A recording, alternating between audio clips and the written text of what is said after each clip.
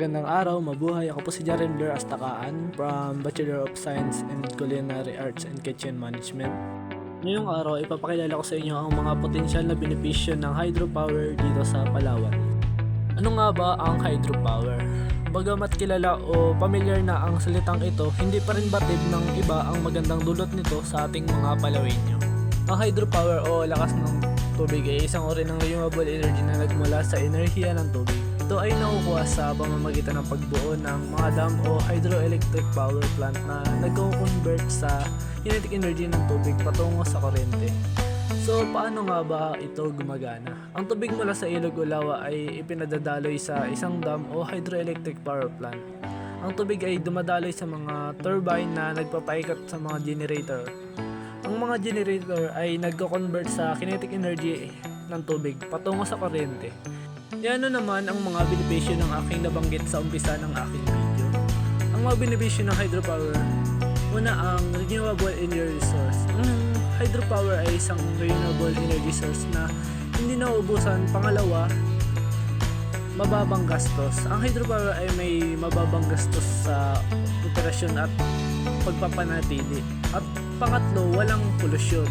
Ang hydropower ay hindi naglalabas ng mga greenhouse gas o pollutants. Ngunit paano ba ang aplikasyon ng hydropower? Ito ang paggawa ng kuryente. Ang hydropower ay ginagamit upang makagawa ng kuryente para sa mga tahanan, komersyo at industry.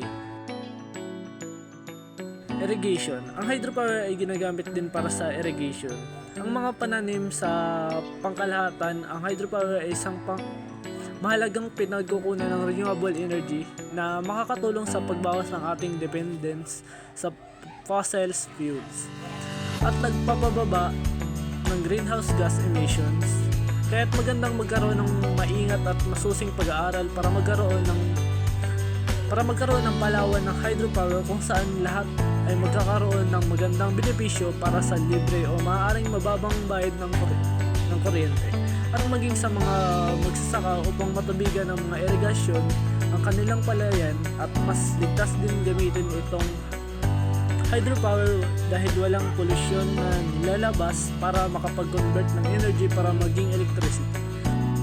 At kung magkaroon pa ng mas masusing pag-aaral ang mga siyensya rito sa Palawan, maaaring maging susi ito upang mapakinabangan natin ang tubig baha na nagkaroon sa tuwing may malakas na ulan at bagyo. Dahil ang Palawan ay isa rin sa mga probinsyang inuulan at binabaha. Maaaring magtayo ng hydropower para maging source of energy ang daloy ng tubig baha at magkaroon ng mas maayos na pagkontrol sa tubig baha.